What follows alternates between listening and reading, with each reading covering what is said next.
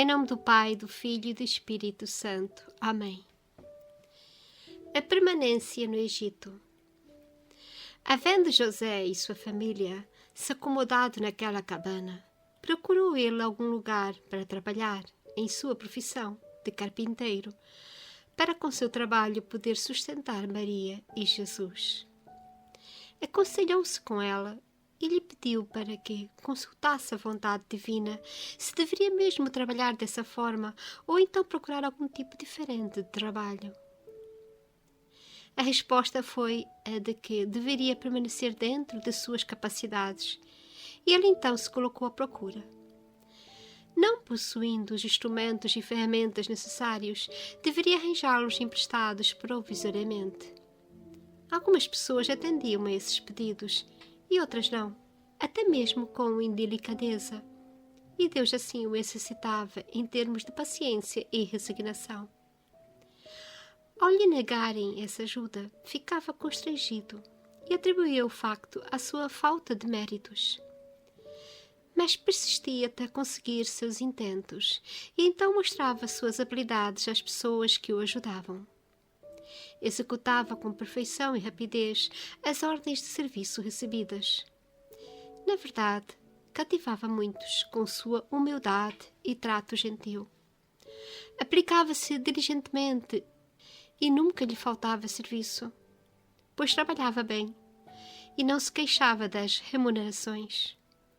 Ao lhe pagarem menos do que o correto, recebia os pagamentos mais como se fossem esmolas ou caridades, agradecendo como se tivesse sido corretamente remunerado. Com o passar do tempo, providenciou algumas comodidades para Maria e Jesus, que sempre se alimentavam muito frugalmente, a partir de donativos de alguns vizinhos solícitos. Dessa forma, o que ganhava foi empregado em utilidades para casa e também para algumas ferramentas de que necessitava. Maria executava trabalhos manuais, a ela levados pelo santo, ou por vizinhas, que assim agiam não tanto por necessidade, mas sim pela sua fama em termos de beleza, virtudes, modéstia, que se havia espalhado. Fama essa que também envolvia a extrema graciosidade de Jesus. Aquelas pessoas, quando olhavam para ele, se sentiam tomadas de profunda afeição e invejavam a sorte de Maria. Ela permitia essas visitas de vizinhas, embora se entretivesse com elas apenas por instantes. Suas palavras penetravam fundo em seus corações e elas se afastavam sempre com o desejo de retornar. Também para ver aquele lindo menino, cuja beleza e graciosidade as maravilhavam. Embora infiéis, ficavam nelas marcados o amor e a veneração pela grande majestade de Jesus, muito mais palpável que nas outras crianças da idade. Apesar de que ele se mostrasse sempre amoroso, alegre e jovial, era também imponente e grave. José fazia muitas esmolas aos necessitados, mesmo em sua pobreza, inclusive a pedido de Maria. De seus pagamentos destinava parte aos pobres, o mesmo acontecendo com os de Maria, embora se aplicasse arduamente em seu trabalho. José orava sozinho e também em conjunto com sua mulher. Cansado, ele se dirigia para casa e contava para Maria quanto fatigado se encontrava. Ela então lhe dava Jesus, inspirada por ele mesmo, nesse sentido, e o santo o recebia humildemente, pois disso se achava indigno. Mas sentia-se revigorado com novas forças, tinha sua alma alegre e olhava para Jesus carinhosamente. E o menino retribuía com graças naturais da idade, artes essas que levavam José a um êxtase, tal a sua alegria. Tomado de fortes sentimentos de amor, apertava Jesus em seu peito e o beijava, ora nos pés, ora no corpo, ora no peito. Jesus demonstrava seu contentamento com os agrados e sorria para o santo, que de tão entusiasmado precisava devolvê-lo para sua esposa, não controlando seu grande amor por ele. E pedia para Jesus que lhe desse um coração maior, suficiente para abrigar aquele imenso amor. Às vezes, ao entrar em casa, encontrava Maria acariciando Jesus no seu colo. E ele então mostrava vontade de passar para os braços de José, no que Maria o atendia imediata e prazerosamente. O santo, tal era a sua alegria, entrava em êxtase e, tornando assim, chorava de alegria e dizia para Jesus: ó Jesus, amor meu, por que eu, tão miserável, mereço tantas graças? Se viesses para meu colo a meu pedido, já seria grande coisa. Mas voluntariamente, e que ainda mostres desejo, já é demais. Como posso agradar-te? Sou todo teu. Faz de mim o que quiseres. A essas palavras, olhava Jesus fixamente para ele, amorosamente, e sorria, mostrando quanto aquelas expressões de José o agradavam. O santo fabricou um pequeno berço e pertences para que Jesus nele repousasse. E lá Maria o colocava quando ocupada em seus afazeres de alimentação. Mantinha-o perto enquanto trabalhava e o contemplava e admirava. Em seu retorno, José o via em seu bercinho, ajoelhava-se e o adorava. Se ele por acaso dormisse, apenas o olhava e se sensibilizava, juntamente com Maria. E ambos diziam: na verdade é o unigênito do Pai Celeste, o Messias prometido, Verbo divino e Senhor do Universo. E aqui se encontra com vestimentas de mortal. Voltando-se para Maria, José dizia mais: tiveste muita sorte em poder dar-lhe sua forma mortal. Tornaste possível o impossível, o finito é infinito, e o incompreensível é incompreensível. Que grande felicidade a tua, que distinção incomparável te fez Deus. Enquanto José assim falava, Jesus acordou. Olhava amorosamente, ora para José, ora para Maria. Nele convergiam o majestoso, o afável, o amoroso. Eles admiravam então a divina majestade que estava oculta em sua forma humana e cantavam hinos e louvores ao Deus encarnado, compostos por Maria.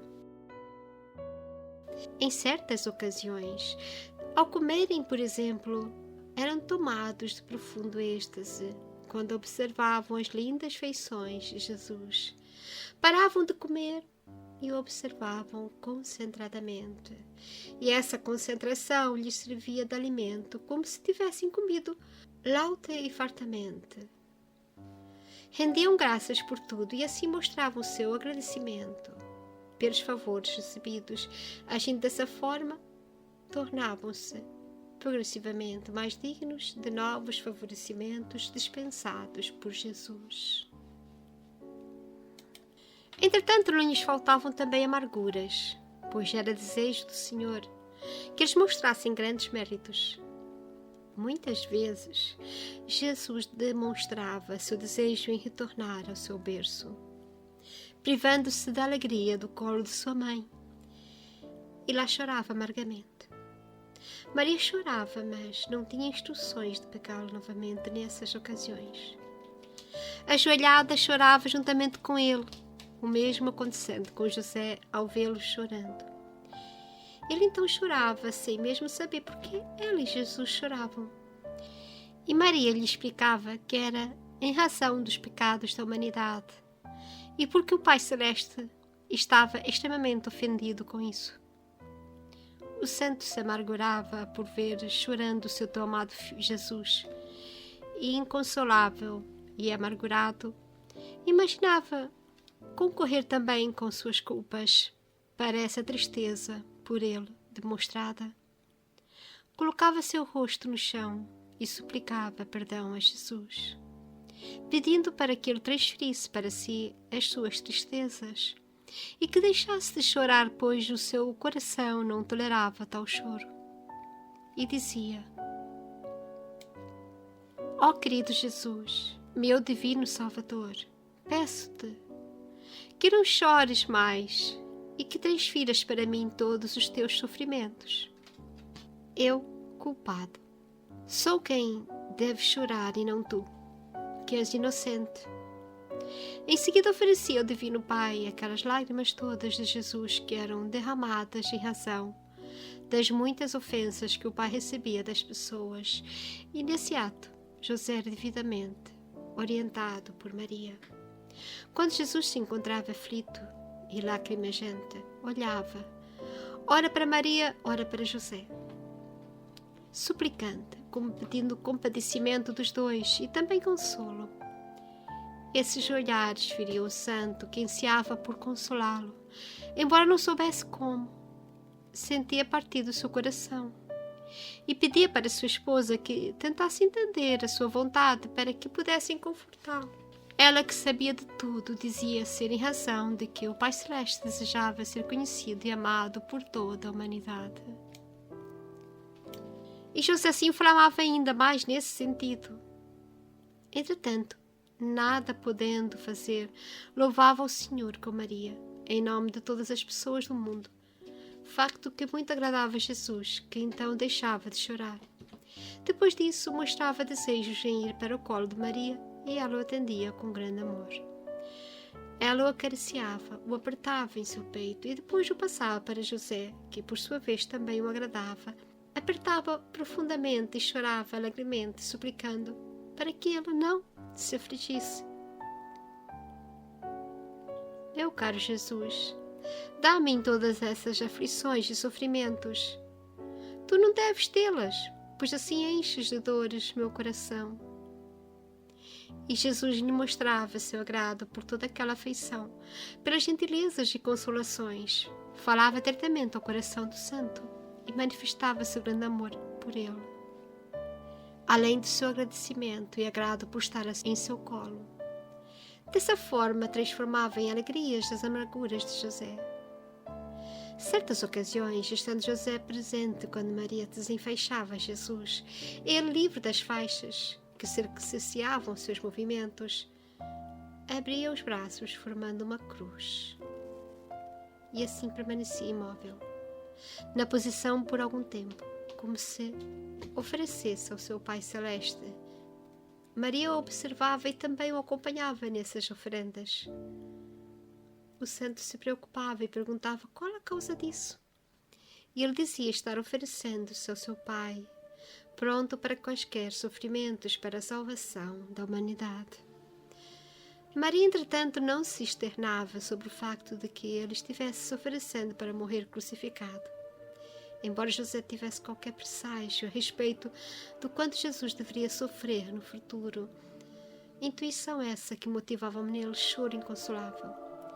Maria, mais preocupada e triste que ele, o consolava e o animava a sofrer com paciência e resignação, pois isso seria do agrado do Pai Celeste, e o santo se acalmava e se resignava aos desígnios do Senhor. Terminadas essas oferendas e pedidos, Jesus olhava para José e, inclinando sua cabeça, mostrava desejo em que se aproximasse, ao que o santo atendia com presteza e reverência. E Jesus colocava suas pequenas mãos em seu rosto e o acariciava docemente. Muito contente com isto, José se mantinha ajoelhado, adorando a majestade do menino e desfrutando daquelas suas carícias de criança. Beijava seus pés com muito amor e se maravilhava com sua graciosidade e extrema beleza, e jamais se cansava. Observava a beleza do envoltório humano de Jesus sem poder afastar-se, com impulsos de adoração e de poder saciar-se nas consolações divinas experimentadas naqueles seus atos de veneração. Ao receber de Jesus alguma atenção especial, naqueles seus estados de êxtase, seu rosto se iluminava e parecia como se pertencesse a um anjo, sendo que aquela luminosidade maravilhava a todos os que o ouviam nessa situação. Saindo ele assim de casa para providenciar alimento, as pessoas se sentiam propensas a obsequiá-lo, tal era a luz que irradiava do seu rosto. Embora pagãs e idólatras, Deus mesmo assim lhes permitia serem espectadores daquele tão prodigioso fenômeno, que assim elas se preparassem para a aproximação de José e para que as palavras dele as esclarecessem sobre a natureza de Deus verdadeiro. Assim, não faltaram os que correspondessem a esse desejo, pois aproximavam-se do santo e conversavam com ele. Ficavam presas às suas palavras, pois ele era extremamente gentil, e até mesmo o acompanhavam em sua caminhada. Ele então, com boas maneiras, procurava levá-las ao conhecimento da verdadeira fé ao Deus único e mostrar-lhes a falsidade dos ídolos que adoravam. E isso fazia com muita eficiência, pois elas entendiam rapidamente as verdades ditas. José não agia coletiva e publicamente, mas sim individualmente com os mais íntimos, e achou mesmo alguns mais animados em conhecer o Deus verdadeiro. Essas transmissões não foram generalizadas pela cidade, mas de caráter particular. E as pessoas acabavam por levar tais conhecimentos para suas casas, para familiares e amigos próximos. As virtudes praticadas pelo santo, a santidade de vida que levava e também suas palavras abriram profundas brechas nos corações daqueles com que tratava. Suas palavras, além de plenas de Espírito do Senhor, eram acompanhadas por suas santas ações, condizentes e pelas virtudes todas que mostravam possuir em elevado grau. Em nome do Pai, do Filho e do Espírito Santo. Amém.